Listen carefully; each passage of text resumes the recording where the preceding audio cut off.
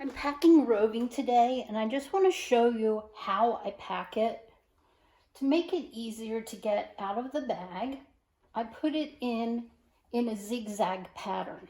That way, when you go to spin, all you have to do is pull it from the top. So, I have my bag, and I just keep pushing it in that formation. When I'm finished, I put a block of the wool at the very end so it's easy to find, and that way you don't have to open this bag and get everything all jumbled up. I find that this keeps the roving fluffier. It doesn't get compressed by sitting in the bag, and it makes it so much easier to pull out of the bag when you go to spin.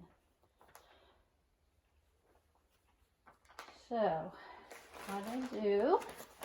what I suggest you do is close the bag slightly. That way you can pull it out without it getting tangled. And this is a Leicester long wool. So I want to give you a lock so you can tell what the staple length is. And I usually just put that at the end so it makes it easy to find in the bag, and then seal it up, leaving it as much air in there to keep it nice and fluffy for you.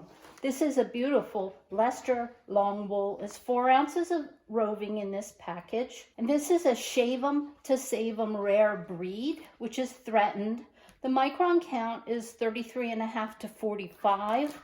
And this one's, I'd say, right in the middle of that. It's fairly soft. So if you need any Leicester long wool in a roving, just come to my website.